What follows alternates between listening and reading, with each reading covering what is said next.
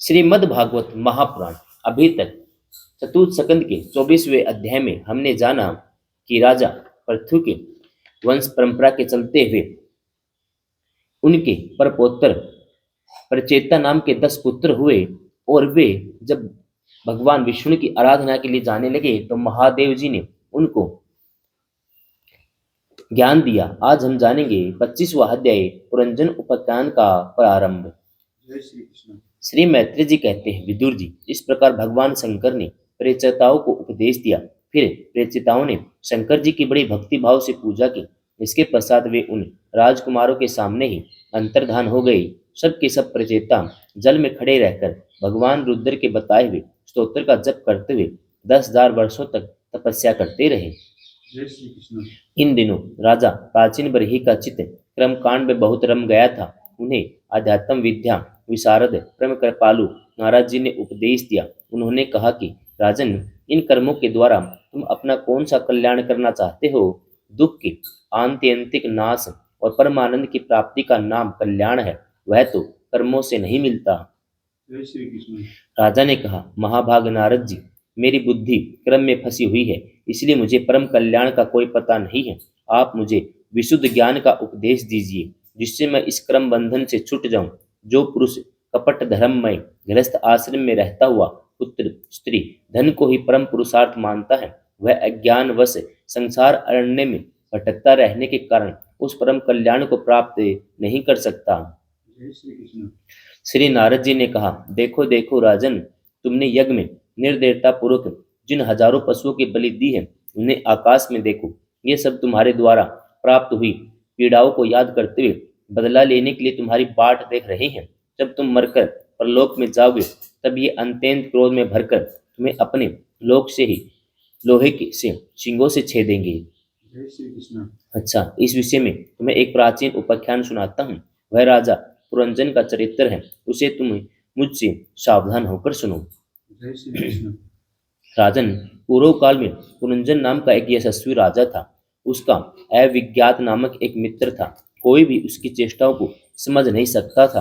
राजा पुरंजन अपने रहने योग्य स्थान की खोज में सारी पृथ्वी में घूमा, फिर भी जब उसे कोई अनुरूप स्थान न मिला, तब वह कुछ उदास सा हो गया।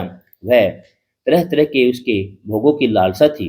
उन्हें भोगने के लिए उसने संसार में जितने नगर देखे, उनमें से कोई भी उसे ठीक न जचा। जय श्री कृष्ण। एक दिन उसने हिमालय के दक्षिण तटवर्ती शिखरों पर क्रम भूमि भारत खंड में एक 9 द्वारों का नगर देखा। वह सब प्रकार के सुलक्षणों से संपन्न था। सब ओर से परकोटों, बगीचों, अटारियों, खाइयों, झरोखों, राजद्वारों से शोभित था और सोने चांदी तथा लोहे के शिखरों वाले विशाल भवनों से खचाखच भरा था। जय श्री कृष्ण।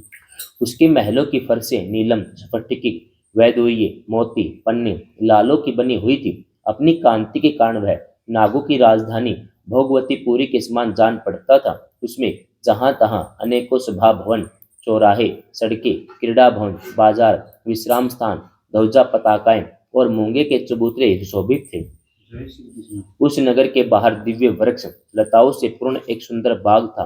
उसके बीच में एक सरोवर शोभित था। उसके आसपास अनेकों पक्षी भांति भांति की बोली बोल रहे थे तथा भौरे गुंजार कर रहे थे। जय श्री कृष्ण। सरोवर के तट पर जो वृक्ष थे, उनकी डालियां और पत्ते शीतल झरनों की जलकणों से मिली हुई वासंती वायु के झकोरों से हिल रहे थे। इस प्रकार वे तटवर्ती भूमि भूमि की शोभा बढ़ा रहे थे। वहां के वन्य पशु भी मुनि जनों उचित अहिंसा आदि व्रतों का पालन करते हुए रह रहे थे। जय श्री कृष्ण। इसलिए उनसे किसी को कोई कष्ट नहीं पहुंचता था। वह बार बार जो कोकिल की कुहू ध्वनि होती थी, उससे मार्ग में चलने वाले बटोहियों को ऐसा भ्रम होता कि मानो वह बगीचा विश्राम करने के लिए उन्हें बुला रहा है। जय श्री कृष्ण। राजा पुरंजन ने उस अद्भुत वन में घूमते घूमते एक सुंदरी को आते देखा, जो अकस्मात उधर चली आई थी। उसके साथ 10 सेवक थे, जिनमें से प्रत्येक 100 नायिकाओं का पति था। एक 5 फन वाला सांप उनका द्वारपाल था। वही सब उसकी सब ओर से रक्षा करता था। जय श्री कृष्ण। वह सुंदरी भोली भाली किशोरी थी, विवाह के लिए श्रेष्ठ पुरुष की खोज में थी। उसकी नासिका, दंत पंक्ति, कपोल और मुख बहुत सुंदर थे। उसके कान उसके समान कानों में कुंडल झिलमिला रहे थे। उसका रंग सांवला था, कटी प्रदेश सुंदर था। वह पीले रंग की साड़ी और सोने की करधनी पहने हुए थी। चलते समय चरणों से नुपुरों की झनकार करती जाती थी। अधिक क्या, वह साक्षात कोई देवी सी जान पड़ती थी। जय श्री कृष्ण। वह गजगामिनी बाला, किशोर अवस्था की सूचना देने वाले अपने गोल गोल समान और परस्पर सटे हुए शतनों को लज्जावश बार बार अंचल से ढकती जाती थी। जय श्री कृष्ण। उसकी प्रेम से मटकते बोह और प्रेम पूर्ण तिरछी चितवन के बाण से घायल होकर वीर पुरंजन ने लज्जा युक्त मुस्कान से और भी सुंदर लगने वाली उस देवी से मधुर वाणी में कहा, कमल दल लोचने, मुझे बताओ तुम कौन हो, किसकी कन्या हो, साध्वी, इसमें कहाँ से आ रही हो? धीरू, इस पूरी के समीप तुम क्या करना चाहती हो? जय श्री कृष्ण। शुभ्रु, तुम्हारे साथ इन इस 11वें महान सूरवीर से संचालित ये 10 सेवक कौन हैं? ये सहेलियां और तुम्हारे आगे आगे चलने वाला यह सर्प कौन है? सुंदरी, तुम साक्षात लज्जा देवी हो अथवा उमा, रमा या ब्रह्मांड में से कोई हो? यह वन में मुनियों की तरह एकांत वास करके क्या अपने पतिदेव को खोज रही हो? जय श्री कृष्ण। तुम्हारे प्राणनाथ तो तुम उनके चरणों की कामना करती हो, इतने से ही पूर्ण काम हो जाएंगे। अच्छा, यदि तुम साक्षात कमला देवी हो तो तुम्हारे हाथ का क्रीड़ा कमल कहाँ गिर गया? सुभगे, तुम इनमें से तो कोई हो नहीं, क्योंकि तुम्हारे चरण पृथ्वी का स्पर्श कर रहे हैं। अच्छा, यदि तुम कोई मानवी ही हो तो लक्ष्मी जी जिस प्रकार भगवान विष्णु के साथ वैकुंठ की शोभा बढ़ाती है, उसी प्रकार तुम मेरे साथ इस श्रेष्ठ पुरी को अलंकृत करो। जय श्री कृष्ण। देखो, मैं बड़ा ही वीर और पराक्रमी हूँ, परंतु आज तुम्हारे कटाक्षों ने मेरे मन को बेकाबू कर दिया है। तुम्हारी लजीली और प्रतिभाव से भरी मुस्कान के साथ बहुओं के संकेत पाकर यह शक्तिशाली कामदेव मुझे पीड़ित कर रहा है। जय श्री कृष्ण। इसलिए सुंदरी, अब तुम्हें मुझ पर कृपा करनी चाहिए। शुचि समीते सुंदर बोहें, सुगढ़ नेत्रों से शोभित तुम्हारा मुखारविंद इन लंबी लंबी काली अलकावलियों से घिरा हुआ है। तुम्हारे मुख से निकले हुए वाक्य बड़े मीठे और मन हरने वाले हैं, परंतु वह मुख तो लाज के मारे मेरी ओर होता ही नहीं। जरा ऊंचा करके अपने उस सुंदर मुखड़े का दर्शन मुझे तो कराओ। जय श्री कृष्ण। श्री नारद जी ने कहा, वीरवर, जब राजा पुरंजन ने अधीर से होकर इस प्रकार याचना की, तब उस बाला ने हंसते हुए उनका अनुमोदन किया। वह भी राजा को देखकर मोहित हो चुकी थी। वह कहने लगी, न श्रेष्ठ, हमें अपने उत्पन्न करने वाले का ठीक ठीक पता नहीं हो, और न हम अपने या किसी दूसरे के नाम या गोत्र को ही जानती हैं। जय श्री कृष्ण। वीरवर, आज हम सब इस पूरी में हैं, इसके सिवा मैं और कुछ नहीं जानती। मुझे इसका भी पता नहीं कि हमारे रहने के लिए यह पूरी किसने बनाई है। प्रियवर, ये पुरुष मेरे सखा और स्त्रियां मेरी सहेलियां हैं। जिस समय मैं सो जाती हूँ, यह सर्प जागता हुआ इस पूरी की रक्षा करता है। जय श्री कृष्ण। स्त्रुदमन, आप यहाँ पधारे, यह मेरे लिए सौभाग्य की बात है। आपका मंगल हो। आपको विषय भोगों की इच्छा है, उसकी पूर्ति के लिए मैं अपने साथियों सहित सभी प्रकार के भोग प्रस्तुत करती रहूंगी।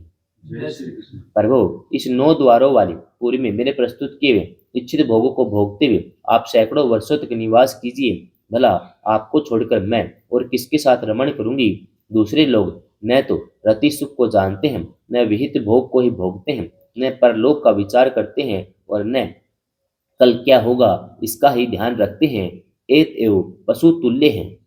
जय श्री कृष्ण। अहो, इस लोक में गृहस्थ आश्रम में ही धर्म, अर्थ, काम, संतान, सुख, मोक्ष, सुयश, स्वर्ग आदि दिव्य लोकों की प्राप्ति हो सकती है।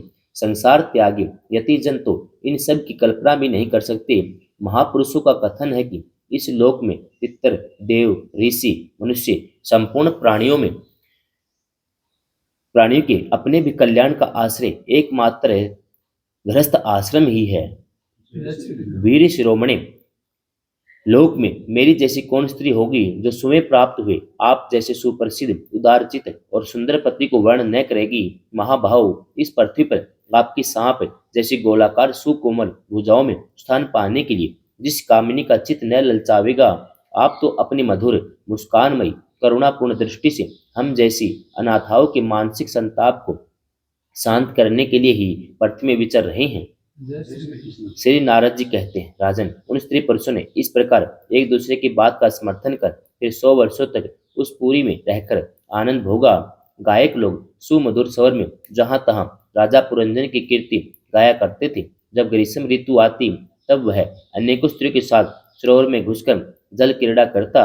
उस नगर में जो 9 द्वार थे उनमें से 7 नगरी के ऊपर और 2 नीचे थे। जय श्री कृष्ण। उस नगर का कोई राजा होता, उसके पृथक पृथक देशों में जाने के लिए ये द्वार बनाए गए थे।